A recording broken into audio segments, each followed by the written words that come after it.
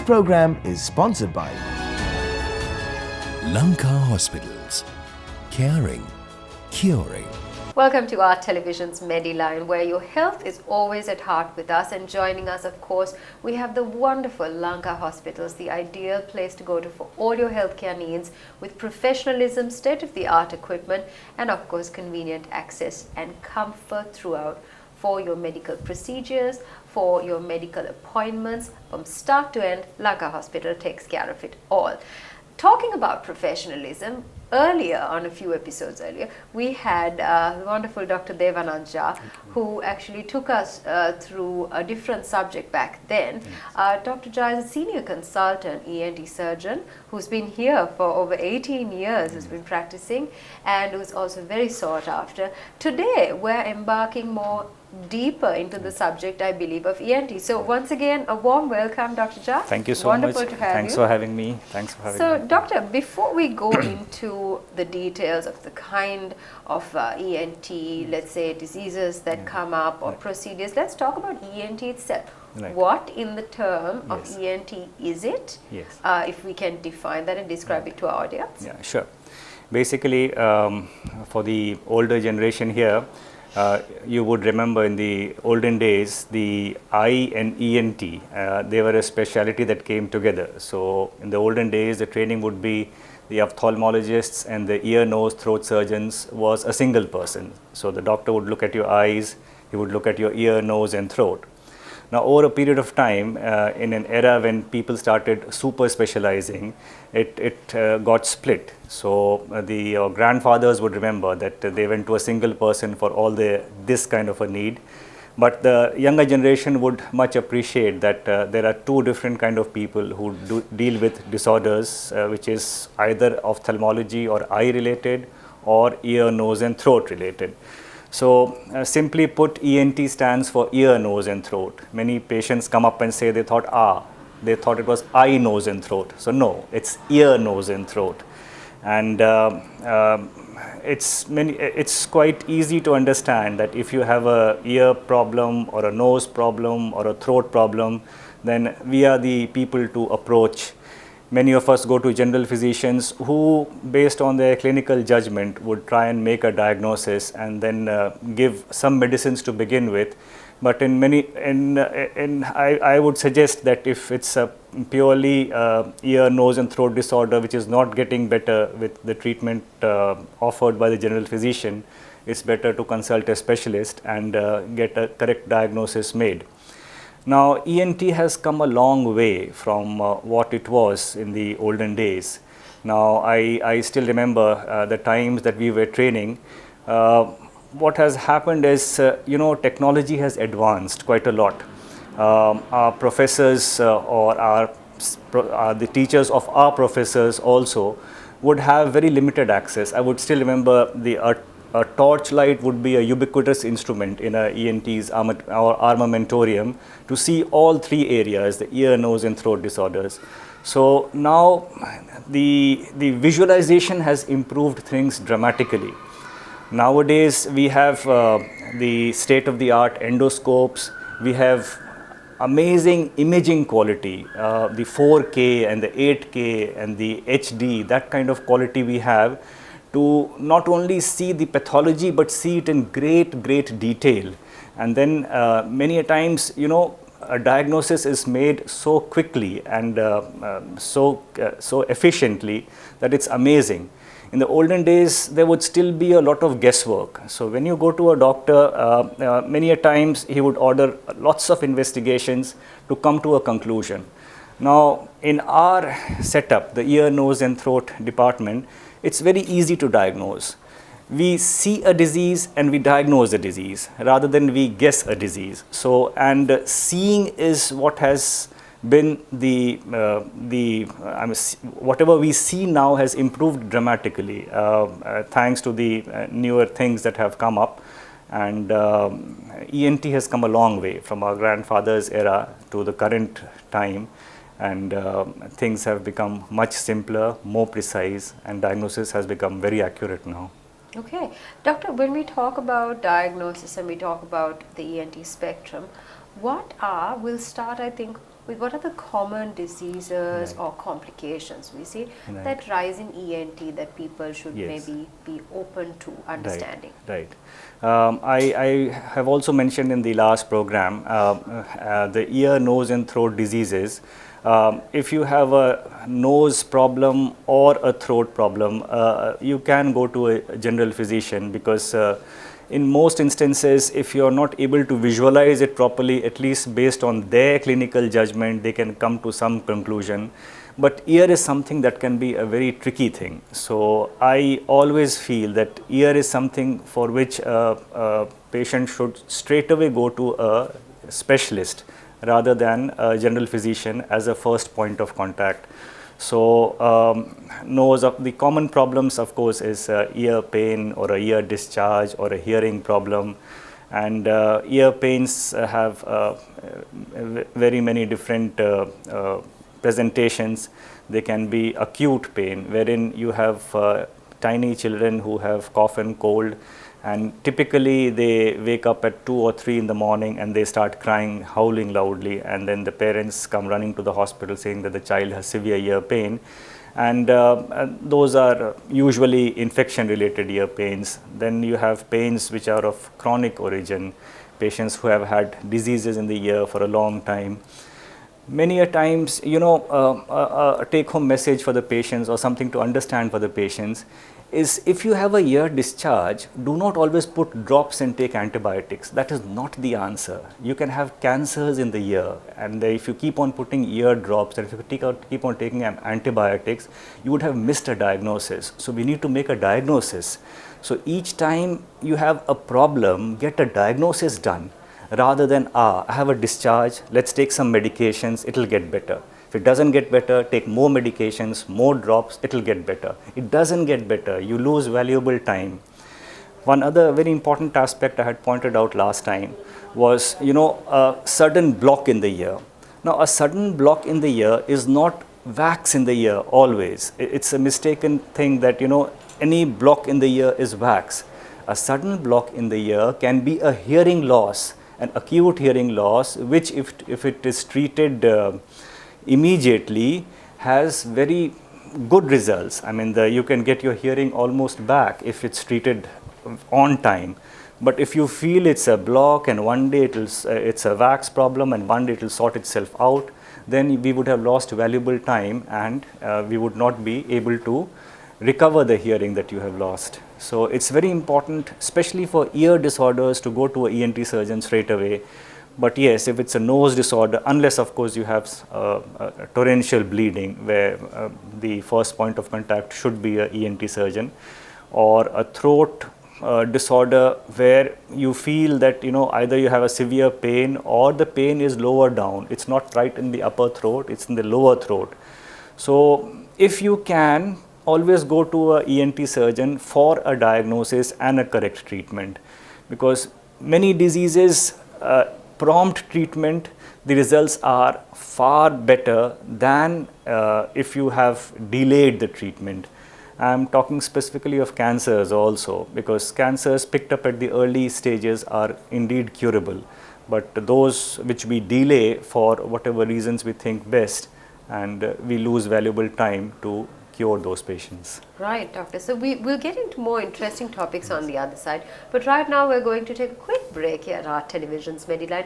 Do join us on the other side as we continue the discussion on ENT, the specialities, and exactly what treatments are in store for those who would like to avail their services, as well as find out if they have any ENT related problems. All that happening right here on our television's MEDILINE. This program is sponsored by Lanka Hospitals. Caring, curing.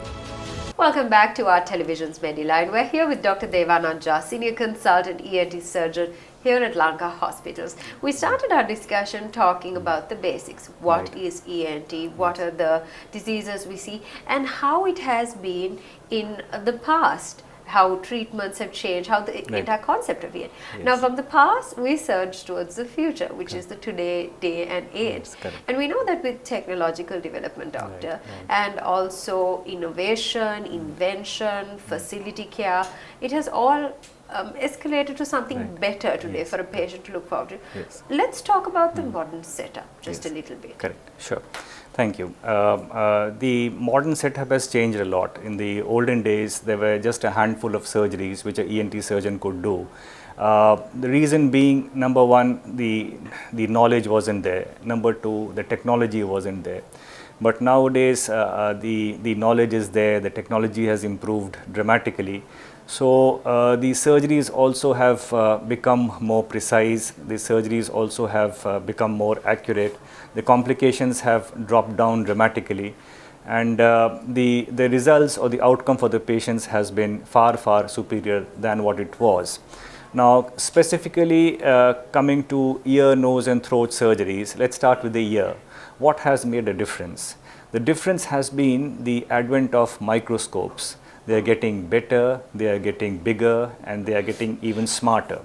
Now, the microscopes allow us an illumination into depths of the ear, and that was something, or even its use in the throat area, to visualize structures which are tiny, which look in great detail, and also you can project those pictures on the screens for the OT staff or the people who want to learn about the diseases or the surgery, such that they can also watch it. So it can be a very interactive session as a surgeon is operating. And so the biggest change has been the microscope. Secondly, the instrumentation. Now the instruments have become more precise, more fine. The OT setup. The OT setup has wonderful illumination. The OT setups have wonderful instrumentation nowadays, and then something which Lanka Hospital also prides of is lasers have also made a big difference in the ear diseases. Now we have a KTP laser in Lanka Hospital, where I would still remember if we had a very tiny bleeding in the ear and we would wonder what to do with it. We would rather put adrenaline soaked packs there, wait for the bleeding to stop. Or if you're doing very fine microsurgeries, like for example stapedectomy, where if you have a tiny bleed, and then you would be all lost, because that a few millimeters of blood looks like a sea of blood when you're operating under a microscope. So you don't want a few milliliters of blood also there. So laser comes in very handy. So where you can lase precisely the point that is bleeding, and you have a very dry field and a very comfortable field to work with. So then in the nose disorders, I still remember our teachers would have a headlight, they would have steel instruments in their hand, and they would be shoving steel instruments in the nose and plucking out things from there. Now we would wonder what is coming out of the nose and what is he doing, because we were all at sea, because we didn't know what was happening inside. Thanks to the advent of endoscopes now, the endoscopes of varying degrees, where you put an endoscope in the nose, connected to a camera, and the whole world can see what the surgeon can see inside. Now, these endoscopes now can tell us every micro detail inside the nose. So much so that they started off as simple sinus surgeries, where rather than using a hammer and a goose and open up the sinus and then drain the pus, or put crude needles into the nose and then a trocar and cannula and put a lot of saline and drain the phlegm from the nose.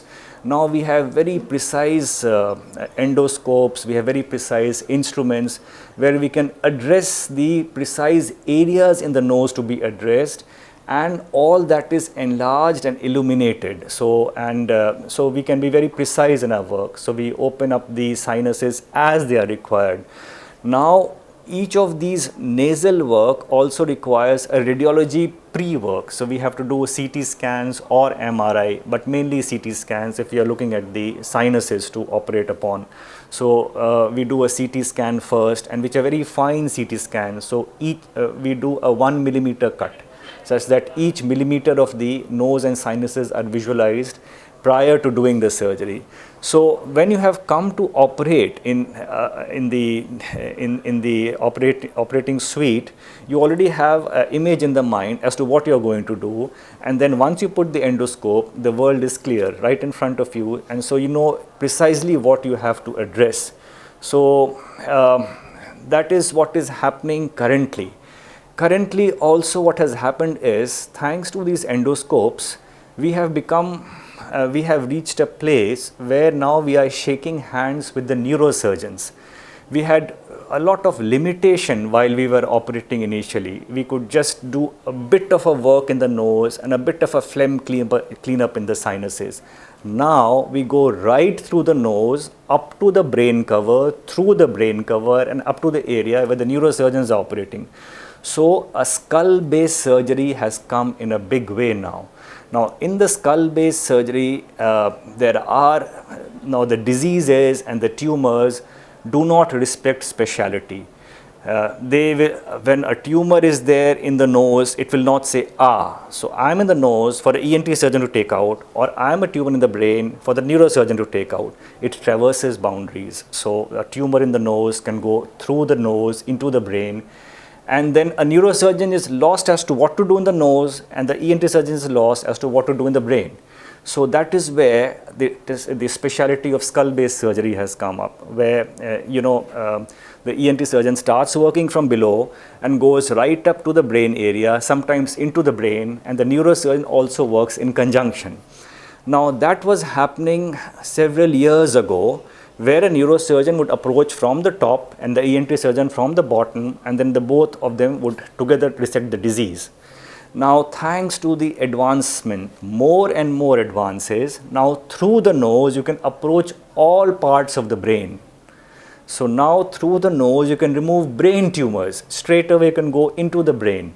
Removal of pituitary tumors through the nose is an old concept, but removal of tumors like meningiomas, those kind of tumors, craniopharyngiomas through the nose, I mean that was unheard of, unthought of. I mean those are the wonders that has happened thanks to the kind of imaging, the kind of technology that has come up.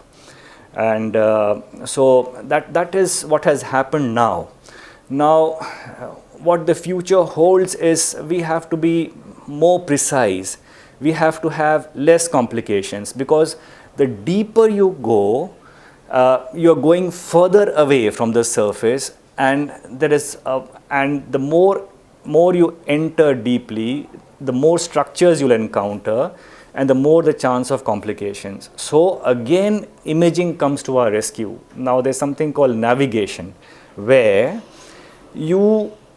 if you're operating deep inside or doing a skull-based surgery, you would like to know where you are, because it's not written where you are. So sometimes there's bleeding, or sometimes the tumor, which does not respect boundaries, has entered some spaces where you don't know where you are.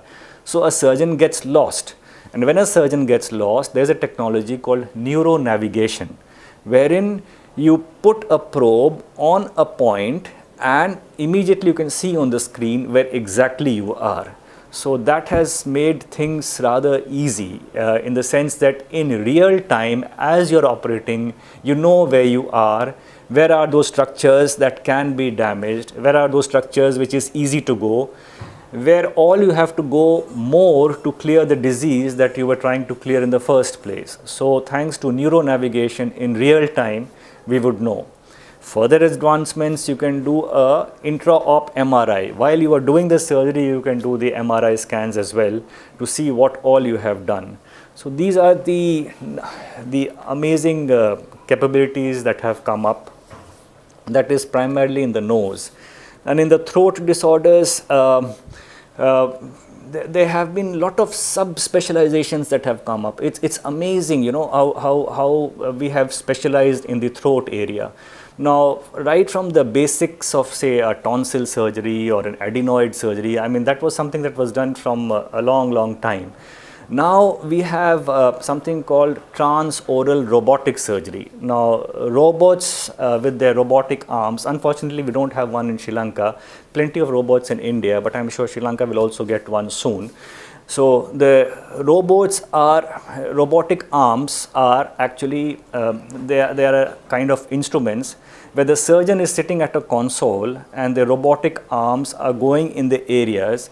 Now they have, the great advantage they have is, number one, they are able to access those areas where you wouldn't go conventionally, and number two, they have many more instrumentations in their hand. A surgeon has 2 hands only, an assistant has 2 more, a robot may have 7 hands working together. So that's the kind of thing that a robot brings to the table, that the kind of technology or the innovation or areas which you thought you couldn't operate, but here you have a robot at your hand, a robotic surgery, and a surgeon sitting at the console controlling the robot, and the robot is operating. So that's the future, and that is what is happening now in many parts of the world, including our neighbor.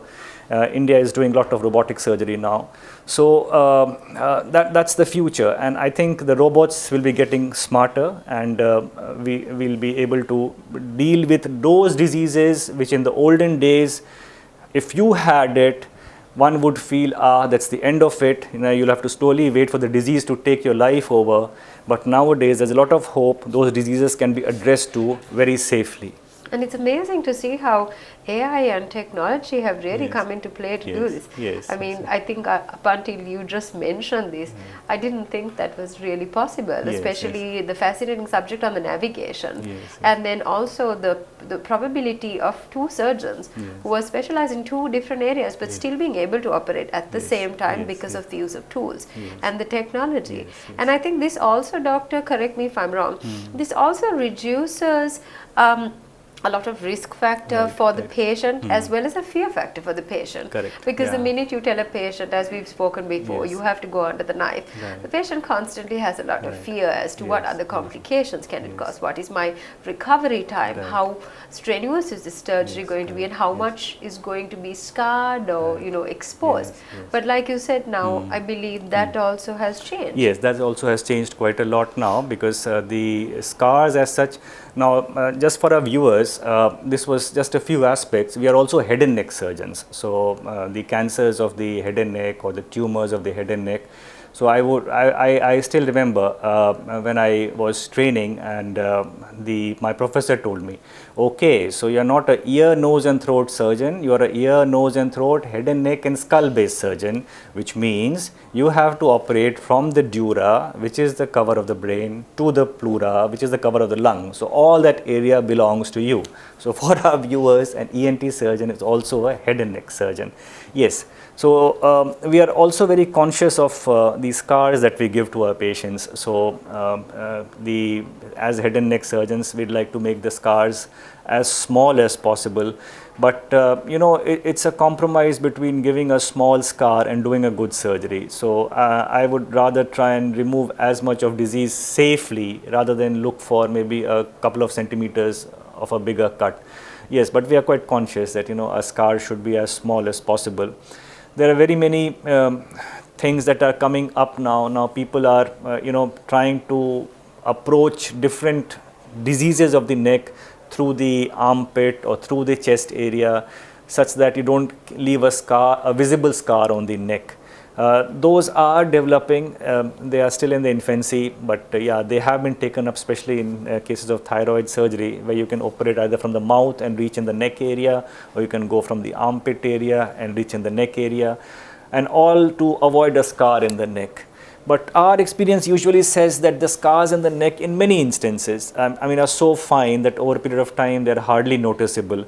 But yes, you have to be very conscious that there are patients who scar quite badly and who have keloids or hypertrophic scars in those patients. And if they are public personalities, then of course you have to be very conscious of them and then look for other ways to approach the disease rather than making a big scar on the neck itself. Yes, you're right that way. Absolutely. So doctor, we spoke about procedures, we spoke about the different types of ENT diseases or complications that can come up. We spoke about procedures and surgeries, but I'm going to bring the whole conversation to its end and its latter by talking about people and their own management of their self, their health and things.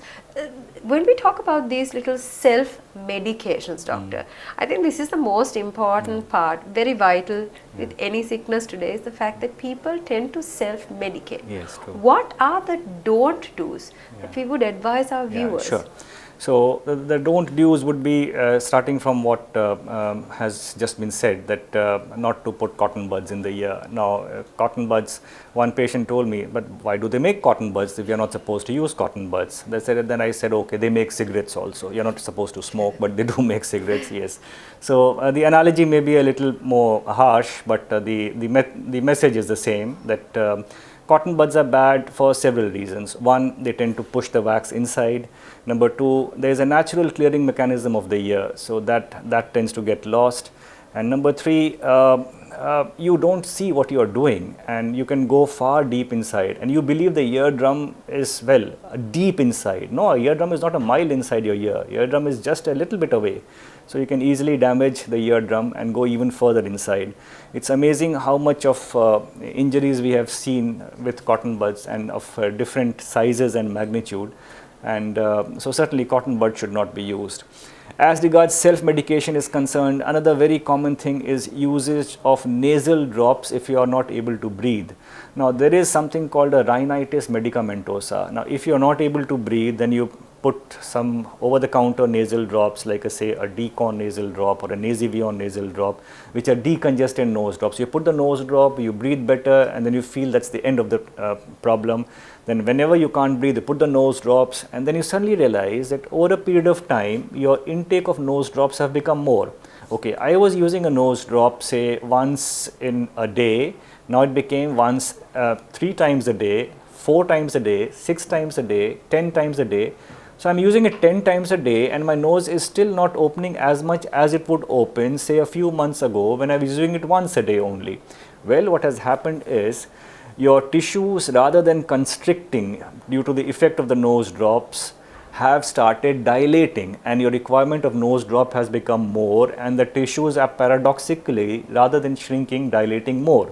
So that phenomenon is called rhinitis medicamentosa, and we warn our patients that the decongestant nasal drops should not be used for a long time. Always see a ENT surgeon who will make a diagnosis as to what your problem is and advise you accordingly. Throat, of course, I would certainly recommend, do not take antibiotics at a drop of a hat. We have so many patients who have taken so many different kinds of antibiotics for things that there is no infection at all. And antibiotic resistance is a major problem. Now, there are times if we have exhausted all the antibiotics, then we have nothing else to do. I had a patient recently, the only antibiotic he was sensitive to, his ear discharge was sensitive to, was colistin, which is something which is given as a last resort for very sick patients. Now, how can you start giving those antibiotics for a ear discharge? The reason being that the antibiotics have been abused quite a lot. So, do not take an antibiotic over the counter. It's a message also for the pharmacologists, for the people who sell medications. Please do not give antibiotic without a prescription. Message for the GPs, do make sure that there is an infection before you prescribe an antibiotic. So, it's very important that we are judicious in our use of antibiotics also. Thank you, Doctor. Thank you. I think this has been a very fruitful session, especially for the viewer out there to understand the do's and the don'ts, how to feel comfortable about the procedures, and of course, how the development has really taken a positive change. Once again, thank you, Dr. Jha, for being with us, for always sharing these wonderful new developments, and also advising people, patients, as well as professionals out there on the right paths to take. We wish you all the very best. Thank you so much. Thank you for having me. Thank you, ladies and gentlemen, for joining us. We hope this has been insightful, and remember, for all your medical needs, medical care and your medical professional requirements, Lanka Hospitals is the one place to be. Once again, our television's MEDILINE wishes you health and a good week ahead. This program was sponsored by Lanka Hospitals. Caring, curing.